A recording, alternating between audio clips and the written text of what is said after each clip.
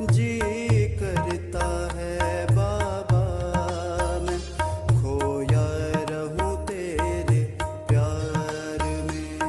तू ही तू नजर आए, तू ही तू नजर आए, तू ही तू नजर आए, तू ही तू नजर आए।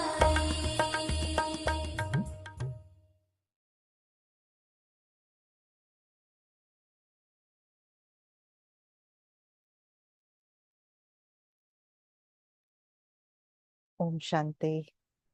Good morning. Happy Sadguruvar and happy Thanksgiving. So today is the day of Thanksgiving, and on this day we will create special thoughts of gratitude towards God, who is my Supreme Father, Supreme Teacher, the best friend I could ask for, the Supreme Guide, the true guide. So let's create gratitude towards God, gratitude towards this world. The world is offering so much to each one of us. So let us create thoughts of gratitude towards the world, thoughts of gratitude towards my parents. They gave birth to us and they have sustained us for so many years. So let's create thoughts of gratitude towards our parents, and definitely gratitude towards this body. I, the soul, am the charioteer of this body, which is my chariot. And as a charioteer, I would have treated the body sometimes good, sometimes not very good. I have fed the body some food which were healthy, but sometimes unhealthy. I have listened to this body when the body was trying to tell me something, and sometimes I've missed that call. So today, let's create thoughts of gratitude towards this body which is sustaining, which is holding I, the soul, which is letting me play my part through this body. Gratitude towards each and every sense organ of this body. Gratitude towards every organ of this body. They are all functioning. They are all working in tandem to help me accomplish my task, my aim, my goals. So a big gratitude to this body. Gratitude towards the home that we live in. A home is such a space that offers safety, that offers a sense of belonging. So let me thank my home, whether it's your own or whether you're renting it, doesn't matter. It's a space that's sustaining you, that's providing you with comfort. So let's create thoughts of gratitude towards the home.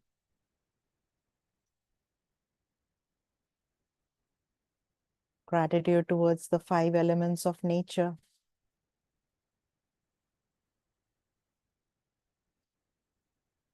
Nature has been truly kind, truly a giver for each one of us. From the food that we eat, the clothes that we wear, the house that we live in, the space that we occupy. the water that we drink, the body that we have, is all given to us by nature. So let me thank nature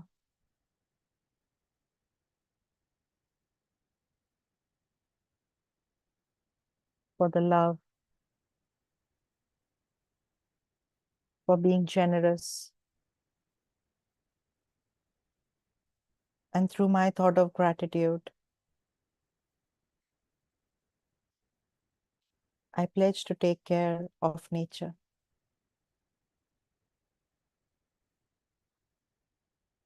Om Shanti. Om Shanti. So little gratitude exercise, especially today when it's Thanksgiving. But we should practice this every day. Gratitude is one of the virtues that increases empathy, compassion. And when we give gratitude, it comes back to me as well. So, very simple exercise that we all can practice. So, let's listen to what Baba is telling us today for 28th November 24. The essence is, sweet children, listen to the one Father alone and then relate to others what he says. Question: what understanding has the Father given you that you have to explain to others? Answer: Baba has given you souls the understanding that all of you are brothers. You have to stay in remembrance of the one Father. You have to tell everyone this one aspect because you have to benefit all your brothers of the world. You alone are the instruments for doing this service. This is also a fortune. Na? Baba has chosen me for doing this service. Baba has chosen me as an instrument to share his knowledge with all of his other children in this world.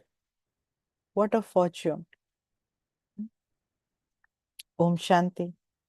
Generally, why do you say Om Shanti? This is giving your introduction. Souls would give their own introduction. It is souls who converse through their bodies. A body without a soul cannot do anything. Therefore, souls introduce themselves. I am a soul. I am a child of the Supreme Father, the Supreme Soul. Those people say that each soul is the Supreme Soul. People in the world say that God is in all of us.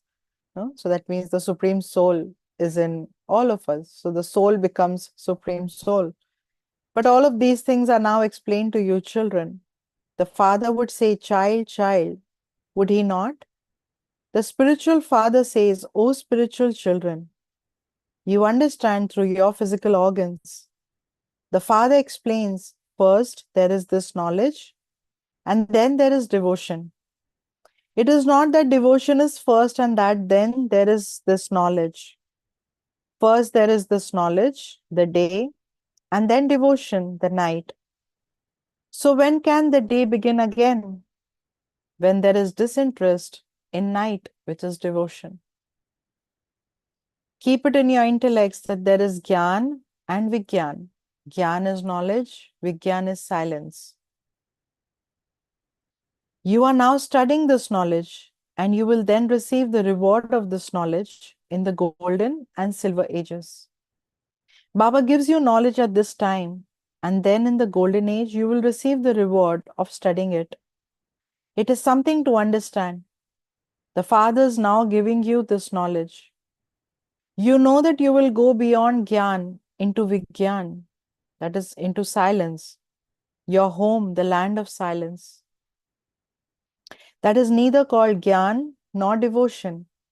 So being in the home, being in Paramdham, our original home, our eternal home, the home of all of us souls, is the land of silence, land of peace. There is no Gyan over there. There's no knowledge. There's no devotion. So that is called Vigyan.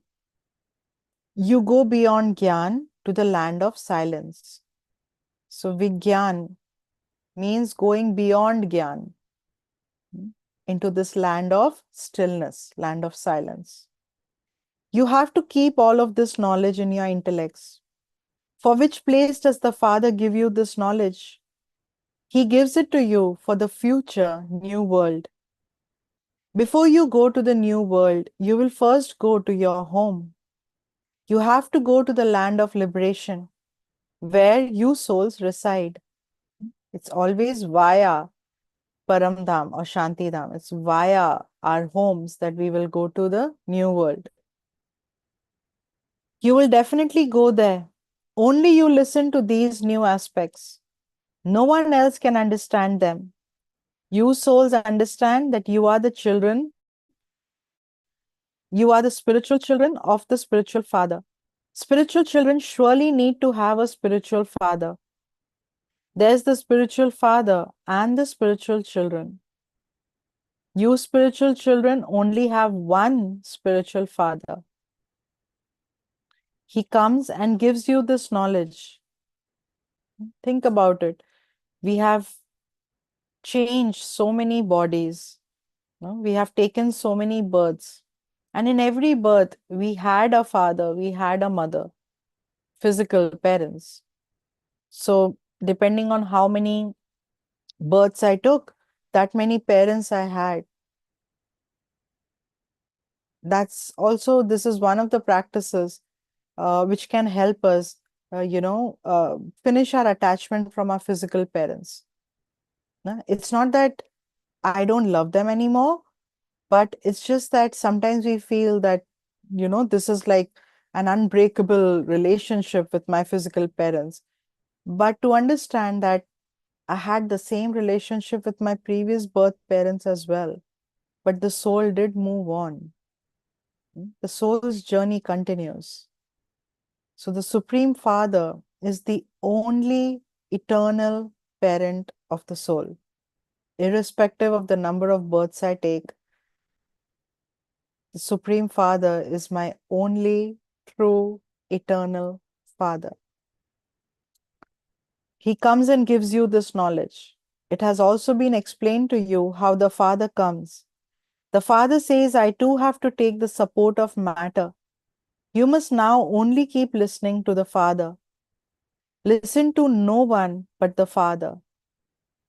Doesn't mean that we close our ears to other people talking, but Baba is saying don't imbibe too much of what others are talking. And don't get influenced. Only churn this knowledge that Baba teaches us. Don't let anything go within. You children listen and then relate to your brothers. You definitely have to relate something or other. Consider yourselves to be souls and remember the Father because He alone is the purifier. One's intellect goes there. When this knowledge is explained to you children, you are able to understand. Previously, you didn't understand anything because you had no understanding on the path of devotion. Look what happened to you when Ravan's claws grasped you. Ravan just got hold of us. You became very dirty. What did you become when you drank alcohol? Alcohol spreads even more dirtiness. It is now in your intellects that you have to claim your inheritance from the unlimited Father. You have been claiming it for cycle after cycle. Therefore, you definitely also have to imbibe divine virtues. There's so much praise of Sri Krishna's divine virtues. The Master of Paradise is very sweet. You would not say that it is dynasty of Sri Krishna. The dynasty is said to be of Vishnu, which means that of Lakshmi and Narayan, because Krishna is still a child. Hmm? It's only when Krishna grows up to become Narayan is when the dynasty is actually established. So he becomes the emperor of that dynasty.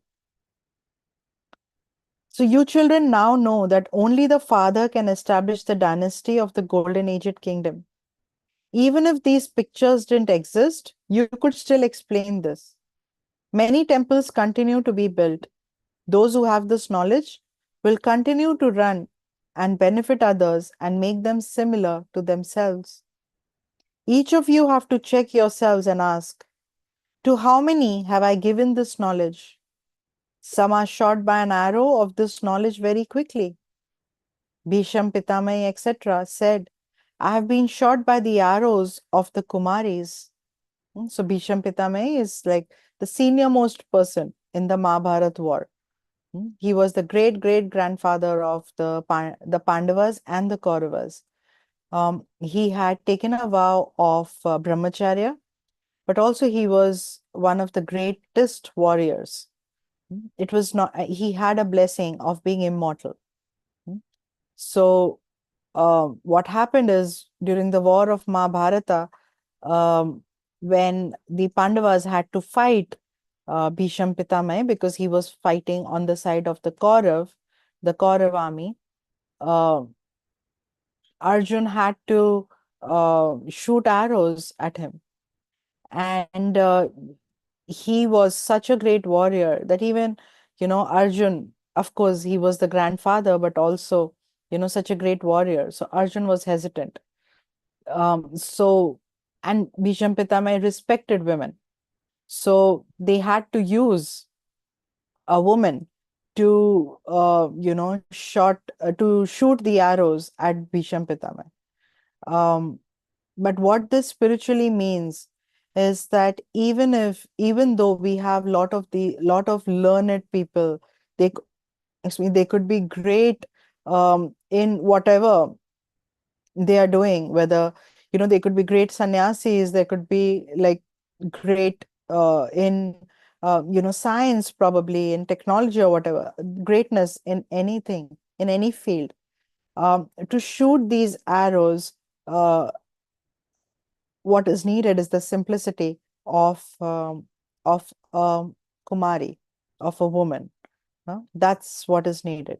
So Baba is saying that to shoot these arrows of knowledge, for the soul to be touched by these arrows of knowledge, what is needed is the power of yoga, and also the purity of a Kumari. So all these are pure Kumars and Kumaris, that is, they are the children. All of you are the children. So we all are Brahma Kumars and Brahma Kumaris. So therefore you say that you are brothers and sisters, the children of Brahma. This is a pure relationship. You are adopted children. So God adopts us through Brahma. So that's why we are called adopted children. The Father has adopted you. Shiv Baba adopted you through Prajapita Brahma. In fact, you shouldn't use the word adopted. You are children of Shiv Baba anyway. All souls are Shiv Baba's children. No? So everyone calls out to me, Shiv Baba, come. However, they have no understanding. All souls adopt bodies and play their parts. So Shiv Baba too would definitely play his part through a body. If Shiv Baba didn't play a part, he would be of no use. He would have no value. He has value when he enables the whole world to attain salvation.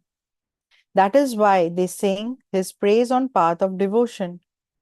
When they have attained salvation, they have no need to remember the Father. They simply speak of God the Father, the teacher, disappears. So when someone has received salvation, they only talk of God as the Father, and the role of God as teacher is not needed, disappears.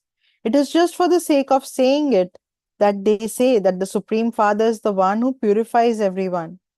They do not even say that he is the one who grants salvation. Although it is remembered that the bestower of salvation for all is one, they say this without understanding the meaning of it. Whatever you say now is meaningful. You understand that devotion, the night, is distinct from this knowledge, the day.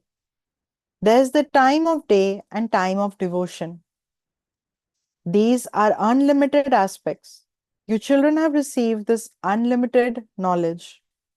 For half a cycle, it is day, and for the other half, it is night. The Father says, I come to change night into day.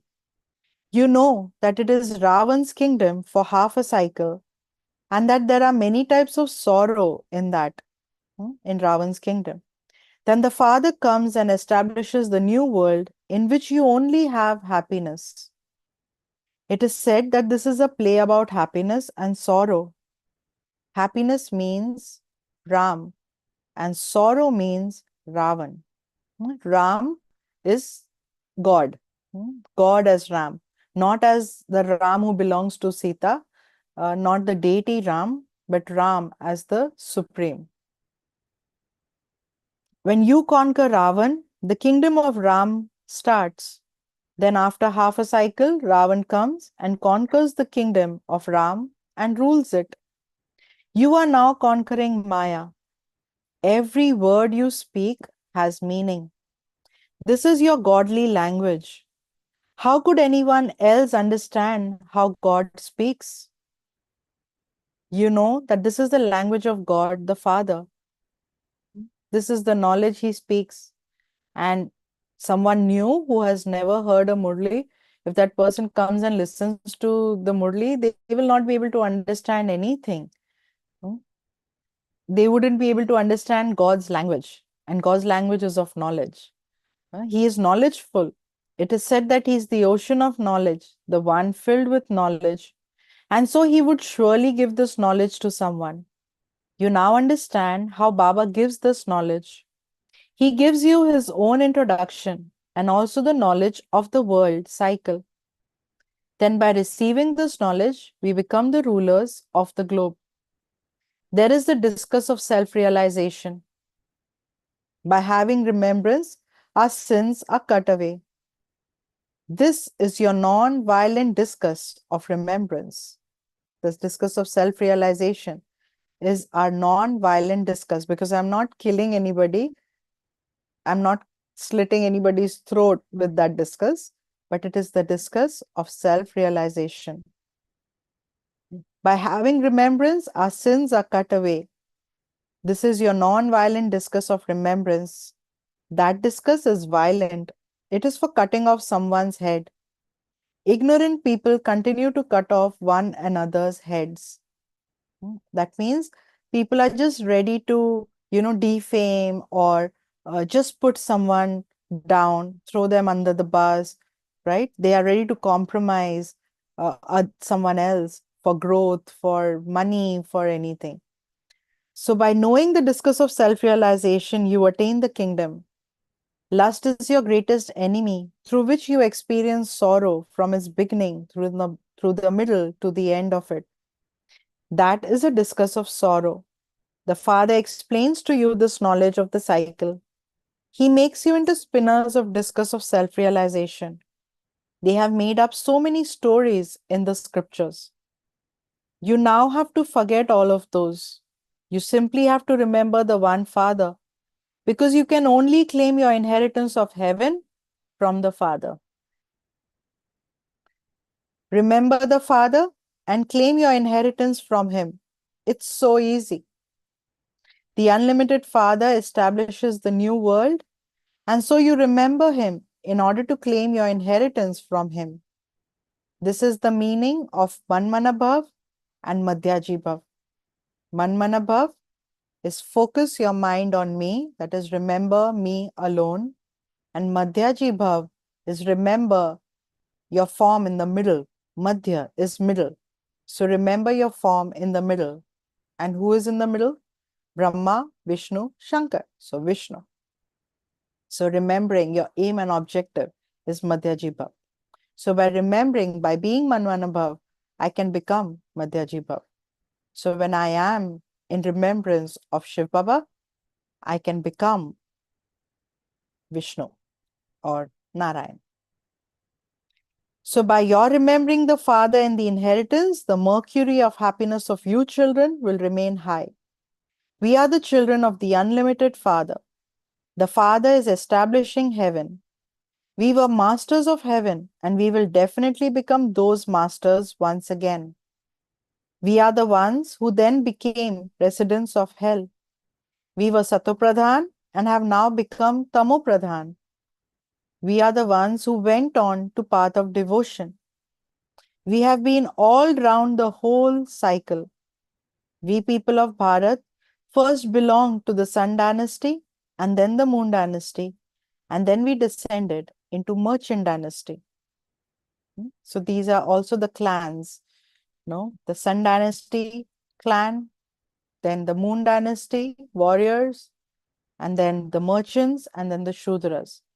So what this means is the intellect, from a deity intellect, from divine intellect, we come into a warrior, then the merchant, always trading, and then Shudras, which is completely degraded. We people of Bharat were deities and then we fell down. You now know everything. When you go onto the path of sin, you become so dirty. They have created such dirty images in the temples. Previously, they used to make clocks too with such images. You now understand that you were so beautiful previously and that you then became so dirty whilst taking rebirth. When you were masters of golden age, you were human beings with divine virtues. You now have devilish traits. Otherwise, there's no other difference. There are no human beings with a tail or a trunk. They show different deities, no? Hanuman is shown with a tail. He's also called like the monkey god. Face of a monkey, body of a human, but a tail. And then Ganesh or Lord Ganesh or Ganpati is shown with head of elephant. So Baba says in golden age, deities don't have faces like this, or uh, no one is born with the face of an animal or a tail. Hmm. So Baba says those things are simply symbols of different deities. Heaven disappeared, and just those pictures remained as symbols. There's also the symbol of the Moon dynasty. Moon dynasty, who is shown Ram, Lord Ram, and the symbol is the bow and arrow that he carries, the sign, the symbol of a warrior. So Ram. So heaven disappeared, and just those pictures remained. You are now battling in order to conquer Maya. The symbol of your failing whilst battling is the bow and arrow that is shown with Ram. In fact, the people of Bharat belong to the deity clan. In which clan could they be counted otherwise? However, because the people of Bharat do not know about their clan, they call themselves Hindus. Otherwise, you are all just the one clan. Everyone in Bharat belongs to the deity clan, which is established by the unlimited Father. Bharat only has one scripture. The deity dynasty is established, and then other branches emerge from that. The Father establishes the deity religion. There are four main religions, and their foundation is the deity religion. There are four main religions. The foundation is the deity religion. And this is further explained in the picture of the Kalpa tree. The deity religion is in the trunk, and then the branches from the branches emerge from the trunk as different religions, right? So Judaism, there is Christianity, there's Buddhism, there's Islam, right? All of these. So these are the four main religions that emerge from the trunk, which is the deity religion. So all of you souls are residents of the land of liberation. Then you go into your deity branch, the trunk. Bharat only has one boundary, that is foundation. None of the other religions has this. You originally belong to the deity religion. Then according to the drama plan, other religions emerge from that. The original religion of Bharat is the deity religion, which is established by the Father. Then new leaves emerge from that. This whole tree is God's tree because He is the seed of this entire tree. The tree of humanity, the tree of different religions. God is the seed. The foundation is the deity religion. Now, again, not to confuse the deity religion with Hinduism, because Hinduism is not a religion, right? Hinduism is just the way of living, right? So deity religion are people who lived in golden and silver ages. No, they are divine beings. And from this, different branches emerged. The religious founders came and established the religion. And if you think about it, every religion talks about God being one. Every religion talks about the same things, about peace, about love, about God being one. But each religion gave a name to God. And that's how then God became, this is God of this particular religion or God of that religion. But God is one, irrespective of any religion. Mm. So Baba says, I am the seed of this tree. This is the foundation, and the tubes emerge from it.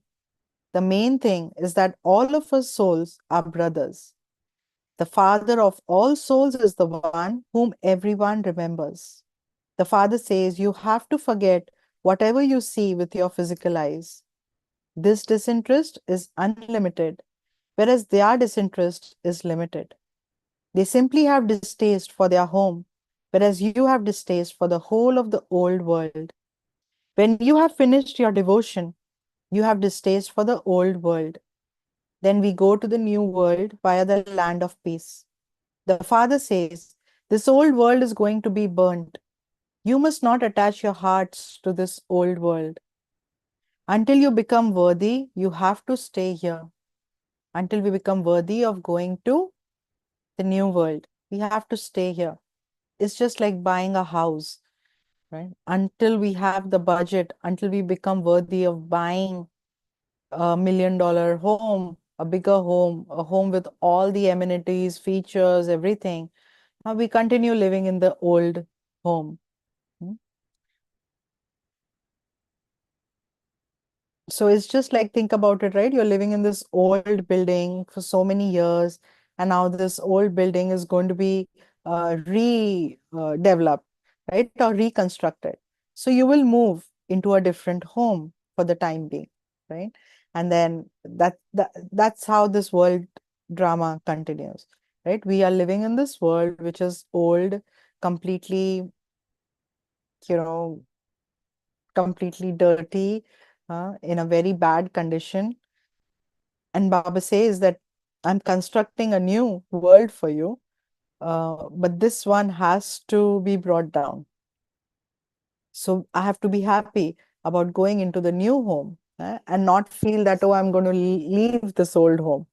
So that's why Baba says, don't be attached to this old world. So you have to settle all your accounts. You are accumulating happiness for half a cycle.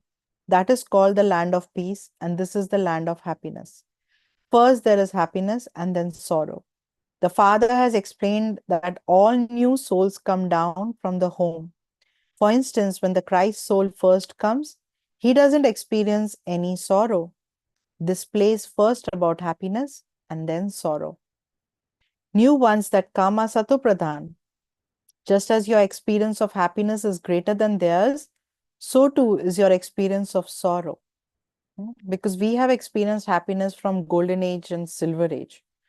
Religions came only about 2,500 years ago.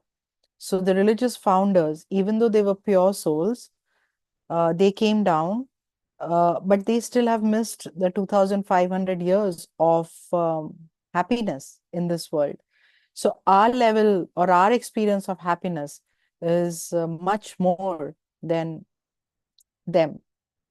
And so is our level of sorrow, because we are the ones who went through the entire cycle. So we go through the maximum happiness and then we experience the maximum sorrow. So you have to use your intellects to understand all of this. The Father sits here and explains to you souls. You then explain to other souls. The Father says, I have adopted this body. I enter this body at the end of this one's many births. That is, I enter a Tamopradhan body. He then becomes the first one to come. The first becomes last, and the last becomes first. So, Brahma being the first soul, also the last one, and then God has to use the most experienced chariot. So, that's why he is chosen. This also has to be explained. Who comes after the first one? Mama. She too has a part. She too has to play her part. She has given teachings to many. Then you children are number wise in teaching many others. Those who are studying also make such effort that they become cleverer than you. There are many students at the centers who become cleverer than their teachers. Each one is seen individually. And this is where the the salt water thing comes, or jealousy comes. Sometimes when you see that newer Brahmins are going ahead of 30 years and 40 years in Gyan, uh, there's that little thing of jealousy that, oh no, how can they be, right? I have yoga power of so many years, I have knowledge of so many years. No? So Baba says, but things happen, things like this happen. So each one is seen individually. You can understand everything from each one's behavior. Maya catches hold of some by their noses in such a way that she completely finishes them. They fall into vice. As you progress further, you will hear this of many. You will be amazed that one used to give us this knowledge. Why did she go away? She used to tell us to become pure, and she herself has now become dirty. And so many cases happen where, you know, the sisters who took care of the centers, gave courses and knowledge, decided to get married and leave. Not just get married and remain pure, but they have left Gyan. No? So you will definitely be able to understand. Many become dirty. Baba has said Maya will greatly trouble even very good Maharathis. Just as you trouble Maya and gain victory over her, so Maya too does the same. She doesn't let go of us that easily. huh? So the Father gave you such first class entertaining names, but oh Maya, they are amazed by this knowledge. They relate it to others and then they run away. They fall down. Maya is so powerful. This is why you children must remain very cautious. This is a battlefield. Your war with Maya is very great. It's very incognito. It's very great war. That's the great Mahabharat war. It's the war that we have with Maya, the vices, the weaknesses. It's not a war outside. It's an inner war. Acha, to the sweetest, beloved, long lost, and now found children, love, remembrance, and good morning from the mother, the father, Bapdada. The spiritual father says Namaste to you, spiritual children, and the spiritual children say Namaste to the spiritual father. Essence for Dharna. Settle all your karmic accounts here and accumulate happiness for half a cycle. Do not attach your heart to this old world. Forget everything that you can see with your physical eyes. Maya is very powerful, therefore remain very cautious of her. Gallop in your study and make progress. Only listen to the one Father and only relate to others what you have heard from him. Today's blessing. May you become a double light angel who is loved by all. May you become a double light angel who is loved by all by having unlimited vision and an unlimited attitude and stage. May you become a double light angel who is loved by all by having unlimited vision and an unlimited attitude and stage. Because angels have no favorites. Angels always think in the unlimited.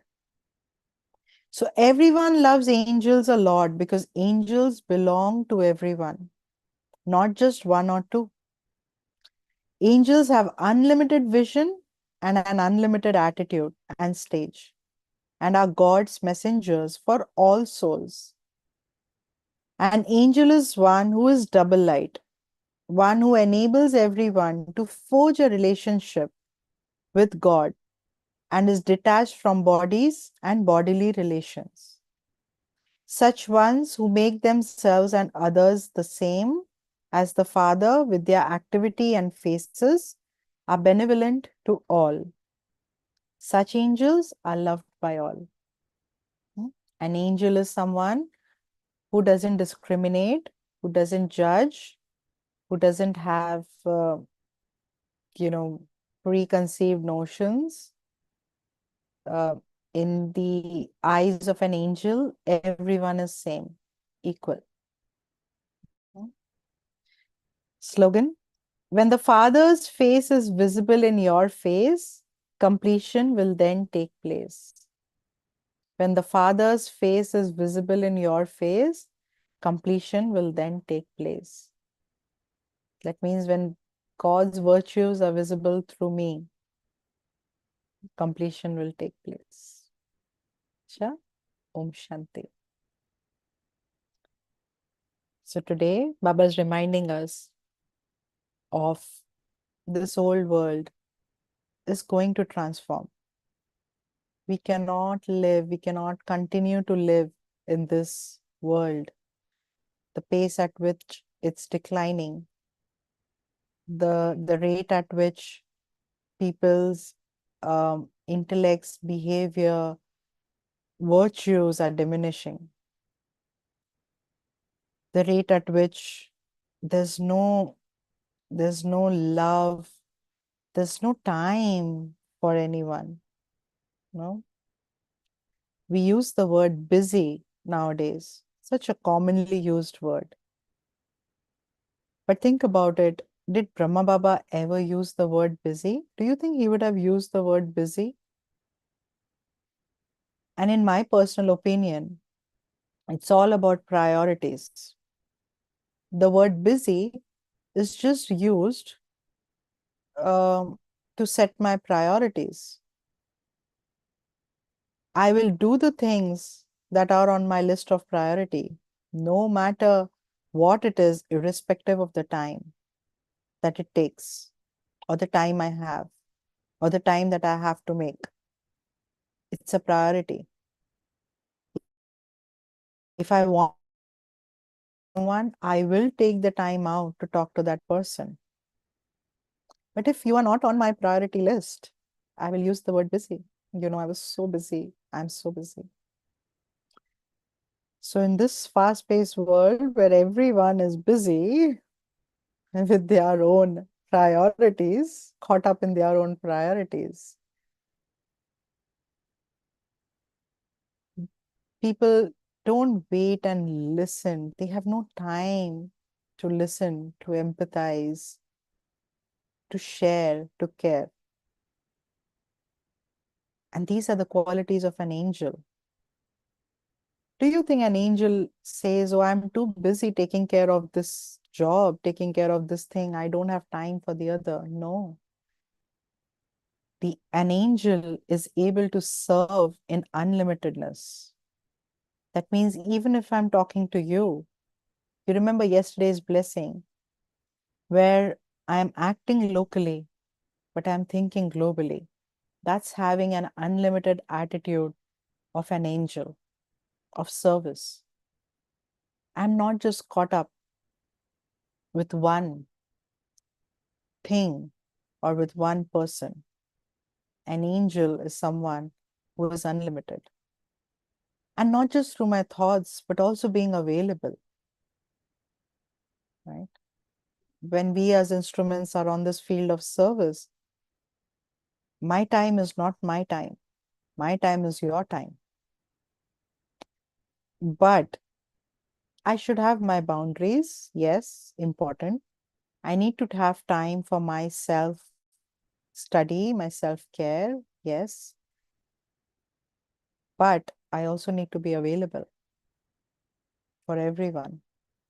No? That's the calling of being an instrument, always ready 24/7 on field of service. So today, especially on the day of Thanksgiving, let us also thank our instruments who sustain us, who have brought us to Baba, who share their time with us, who share their experiences and knowledge with us. So have a great Thanksgiving. Let's take a moment to remember Baba.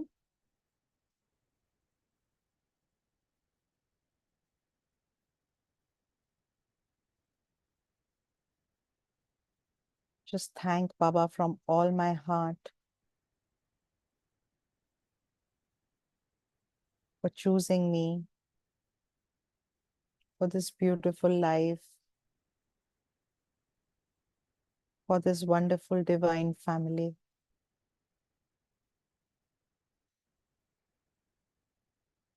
for the unlimitedness that He's bringing in me.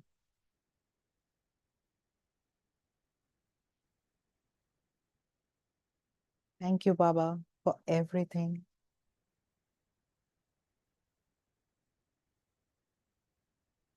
Om Shanti. Om Shanti. So have a wonderful Thanksgiving. Om Shanti.